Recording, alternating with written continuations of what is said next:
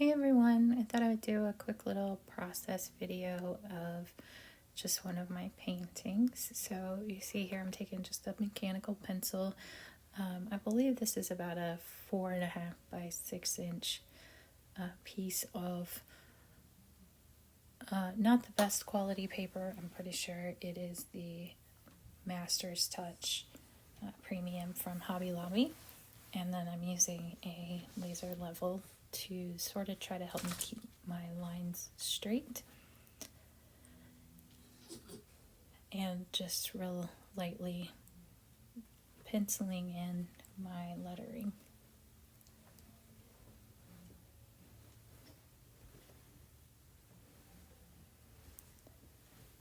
Probably would be the best if I would sort of sketch my ideas out ahead of time, but I am not the best at doing that, so I just wing it in the moment.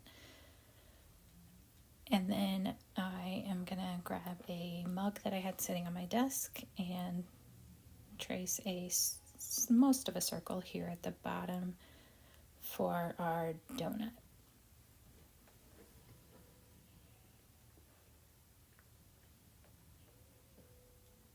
And then grabbing another smaller circle for the inside.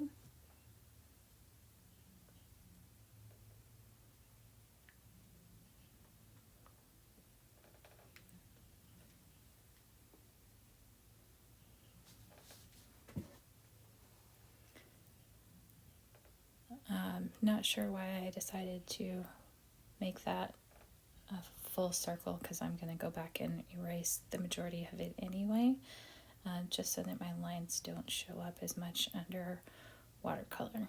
I'm using a kneaded eraser here and just lightly going over that so that you can just barely see the pencil line.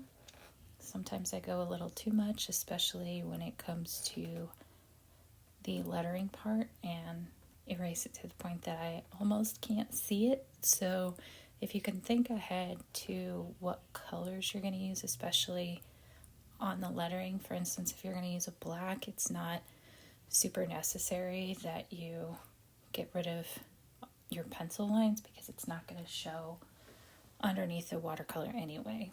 But if you're going to use a light color, it might show up, and I am also not the best at going over my lines precisely when it comes to the lettering.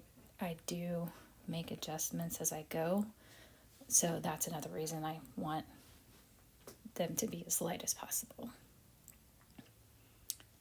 And then I'm taking, this step is not really necessary, but just kind of helped my brain with placement. Taking a watercolor pencil and going around the inside of that circle kind of in a wavy line. I know you can't really see it at all, but where I want the icing to be on the top of this donut. I used a watercolor pencil here because I already knew I was going to use pink for the frosting on the donut. So the pink watercolor pencil will melt into that and you won't be able to see a line there.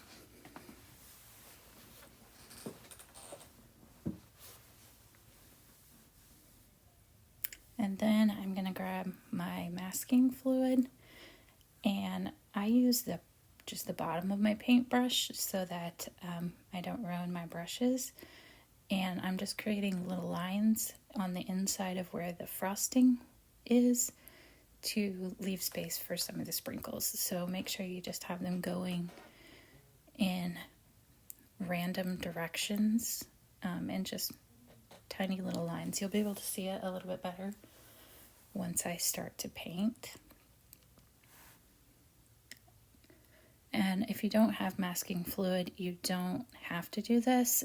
You can either not have sprinkles, or you could do sprinkles in a darker color, or just paint around where you want your sprinkles to be so that they will show up a little bit more vibrantly. And then always make sure you put the cap back on your masking fluid as soon as you're done, because it does dry out pretty quickly. just going to wait for that masking fluid to dry a little bit. And while it's doing that, you see me adding some water to that little pan of paint that I have there. That is a handmade sort of metallic paint, and then what is in that spray bottle is also just water, and I'm spraying that on those are Winsor & Newton Cotman tube watercolor paints, so I'm just spraying some water on there to activate those as well while my masking fluid is drying.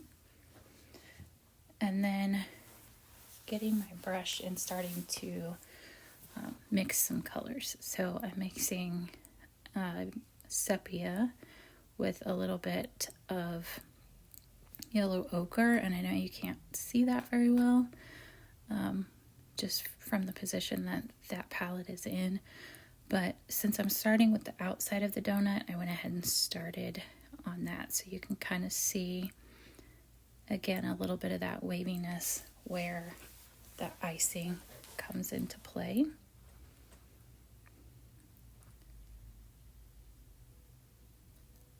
And then adding just little bits of darker color right on the edge there as well.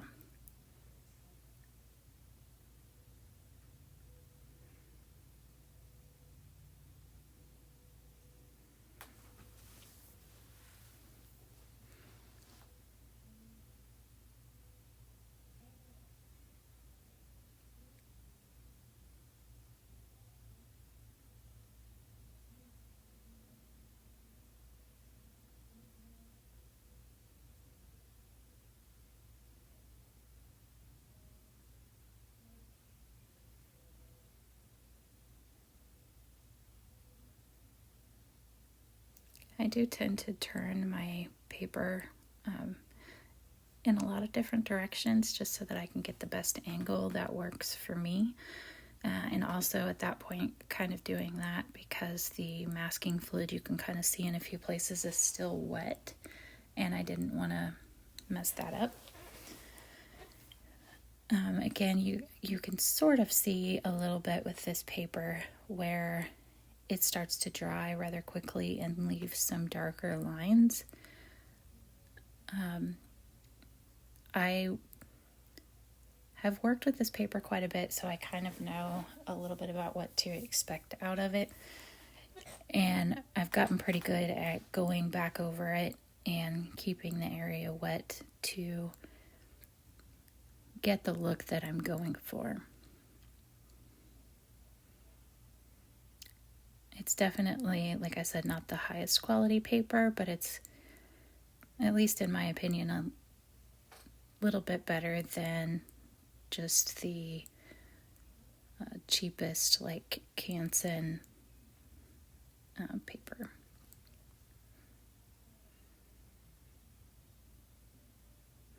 And then going around the inside of the donut here.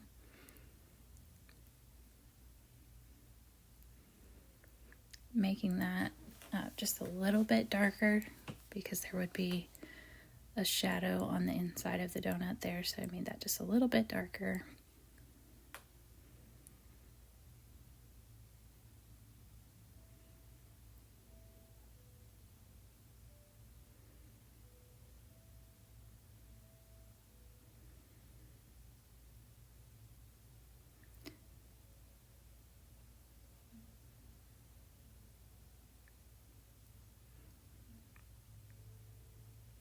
And then again, going back over that outside edge with a mostly dry, clean brush and cleaning up those areas where there were some harder lines.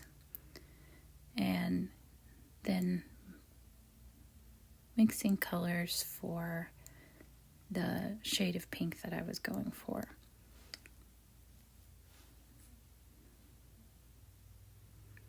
I ended up mixing several different shades, so I'm not quite sure what all I used to mix there, but any shade of pink, or if you would prefer a different color, that's fine too.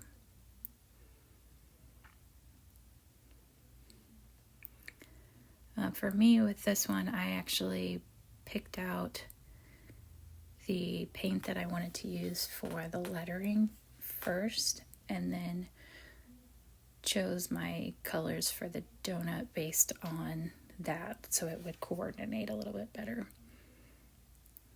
Starting with a really light wash here for that pink paint and going right up to the edge of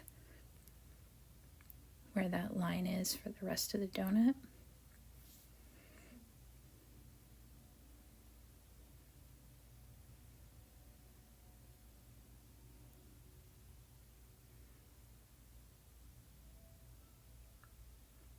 This is why I like the masking fluid, because you can just paint over those spots for the sprinkles instead of having to paint around each section. I already go pretty slow when I'm painting around the edge there, just to make sure I don't overlap the colors, which is not a big deal in a higher quality paper, but definitely for this one, the colors don't layer really very well. It almost eliminates the color underneath and just mixes together.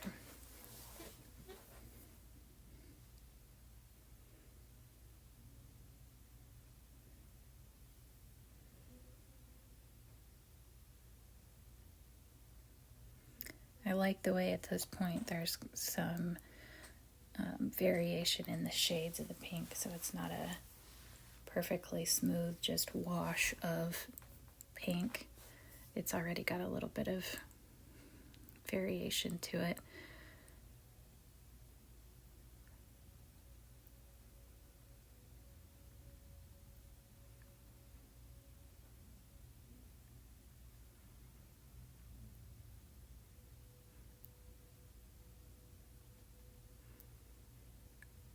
And like I said, I tend to spin my paper around whatever angle I feel like I need to be at to get my brush where I want it to be.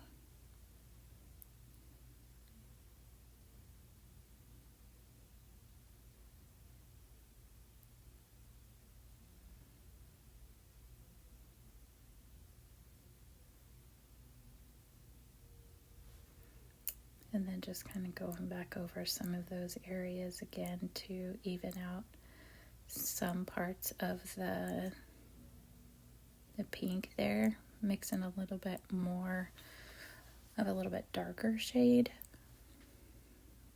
and just dropping that in random places to add just a little bit more texture.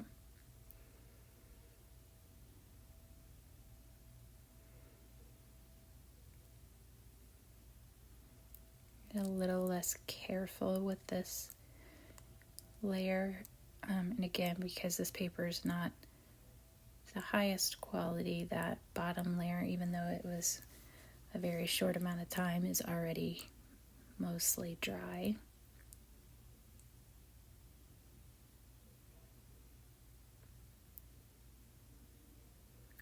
But you can see even better a little bit now where the masking fluid is leaving those sprinkles of the color of the paper instead of taking on the pink there.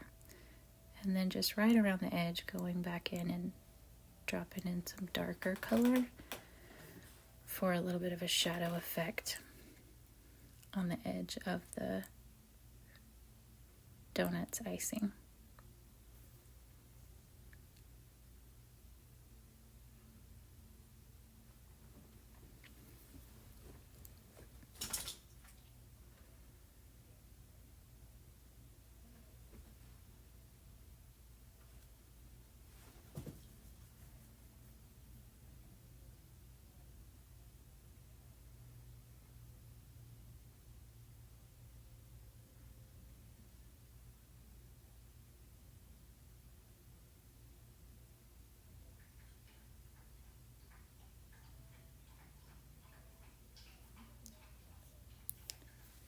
Sorry, it's a little bit out of frame now. Eventually, maybe maybe I'll get a little bit better setup, but for right now I'm just using my phone propped up beside me to record.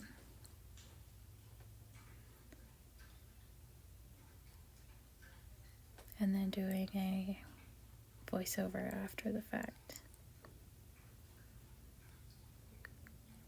It is not always quiet in my house. I've got a couple of rambunctious dogs that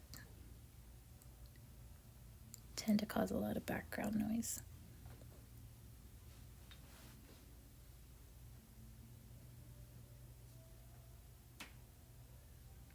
You can see here we're adding that darker line of pink, just makes that pop a little bit more.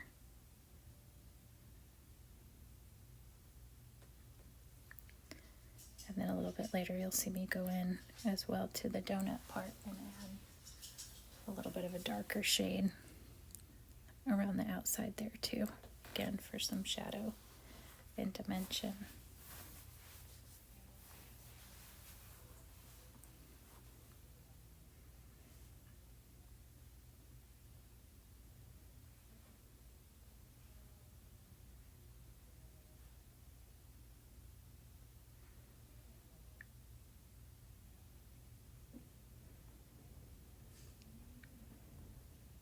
So at this point the bottom part there is definitely dry, so this is more of a wet on dry portion there for that darker outline.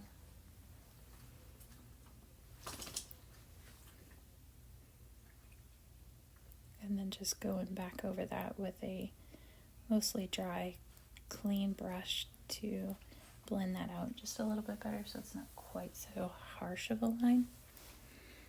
And then going back to the outside and adding that same detail there.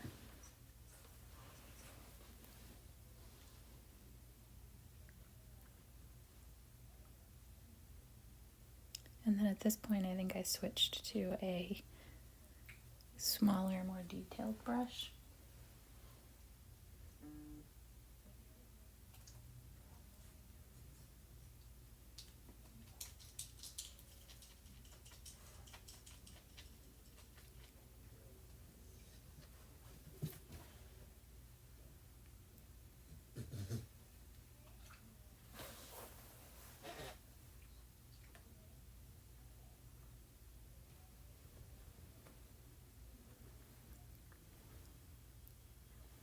So just adding a real thin line there of a little bit of a darker shade just to make that stand out a little bit.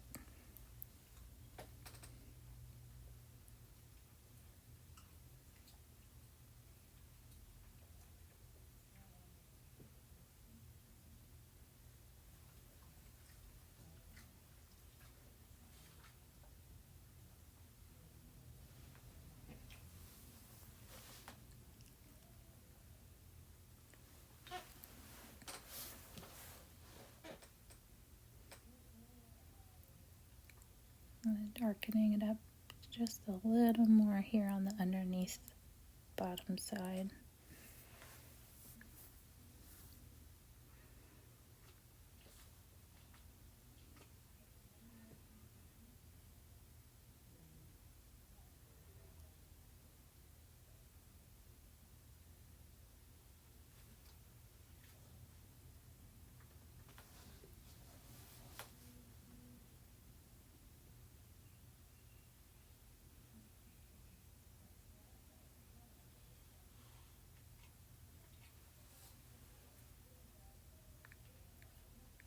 And then here I'm just adding again some tiny little spots of color there, and then just going back with my finger and kind of blotting the excess color off of there to just add the tiniest bit of texture into the donut portion of it.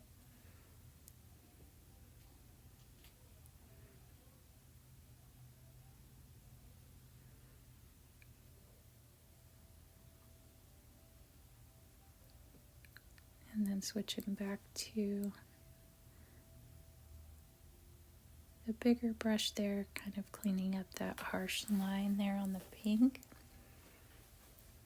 with just some clean water.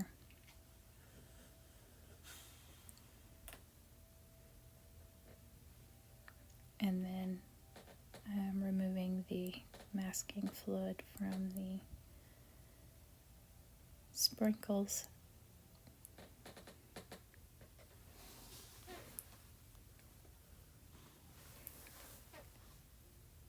And they just kind of rub off.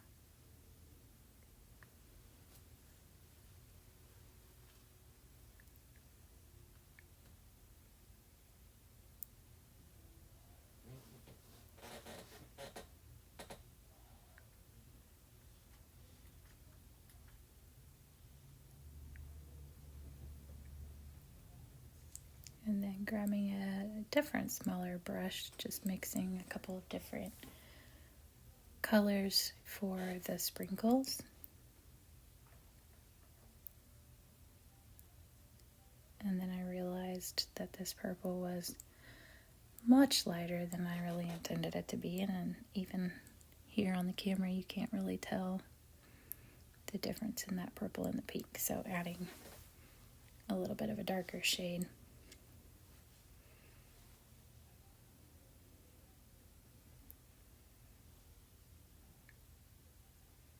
And then just picking another random one and adding some color there.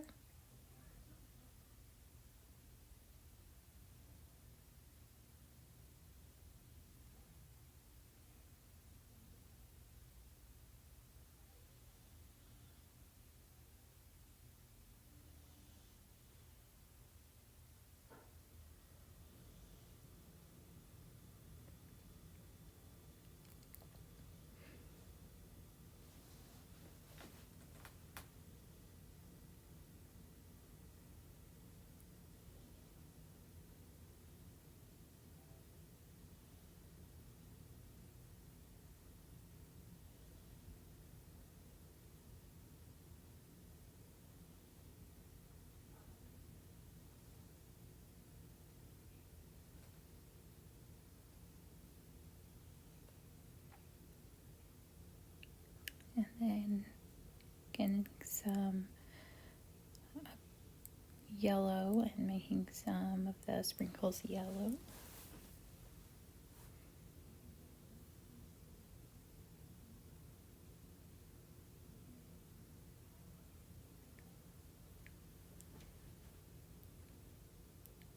Not much rhyme or reason as far as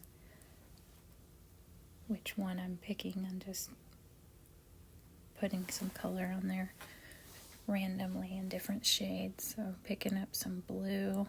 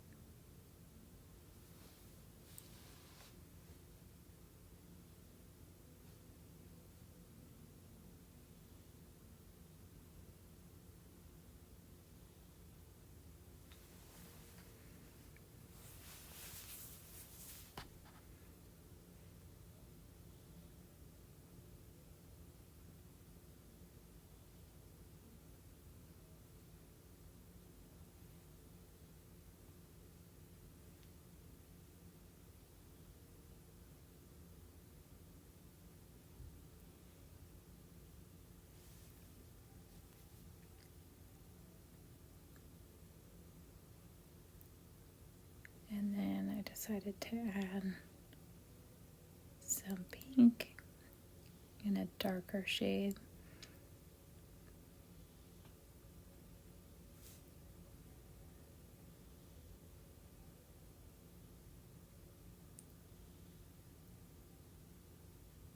For those last few sprinkles.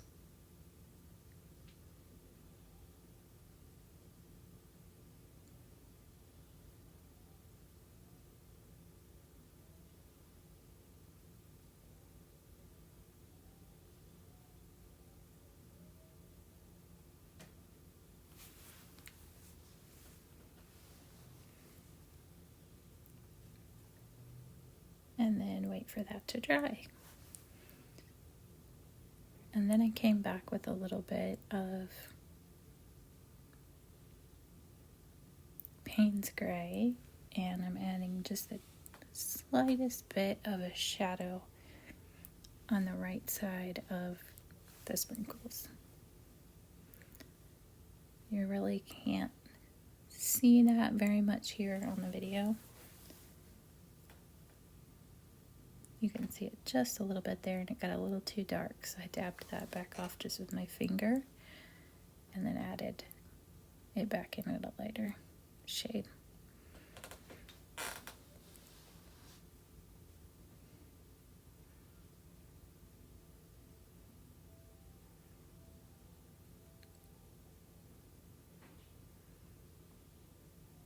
You can dab that off pretty easily if it's still wet.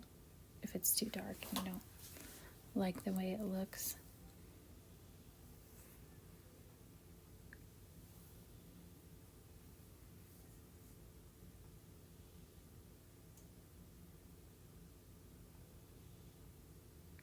Just gives it a little bit more of a dimension.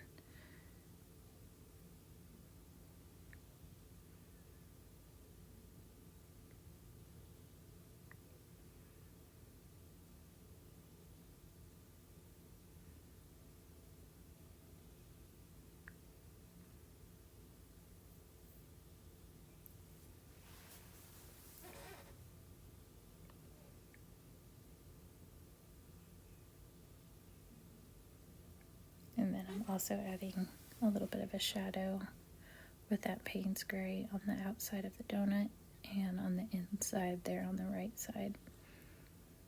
Just so it adds a little bit more visual appeal to it.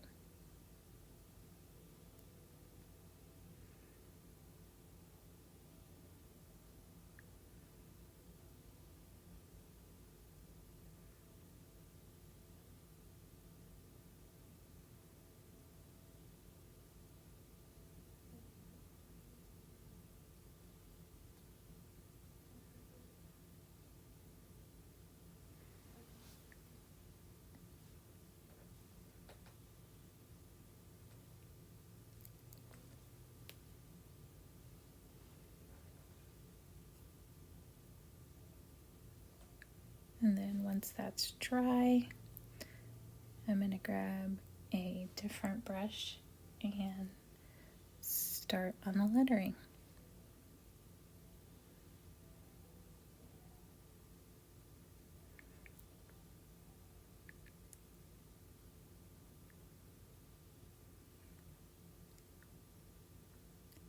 You notice with especially some of the handmade paints, either the metallics or some of the glittery ones, you really want to let them sit with some water for several minutes before you dip into it. You'll get a better result if they have a little bit of time to activate.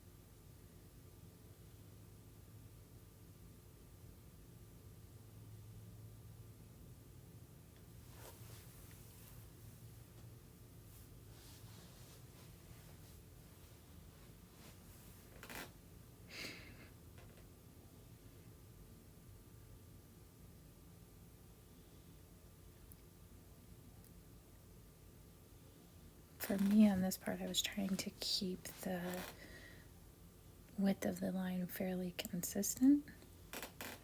So trying to maintain an even pressure on that brush for both the upstrokes and the downstrokes on that one.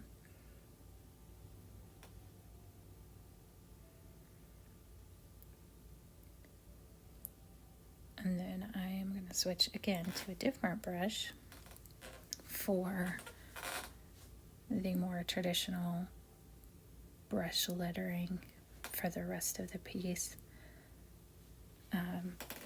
The brush that I really like for that is actually by Master's Touch, and it is one that you can get at Hobby Lobby. I always try to get them when they're on sale for 50% off, but it's the Master's Touch round in a size 0, and that is my favorite brush for this style of brush lettering, for about this size anyway. It just has a little bit shorter bristles, and it flows the way I want it to flow, very similar to a brush pen, which is what I started lettering with. So it's a little bit more comfortable for me, I guess. So for this, I'm just using a black paint there, and more pressure on the downstrokes and a lighter pressure on the upstrokes to get that sort of faux calligraphy brush lettering style.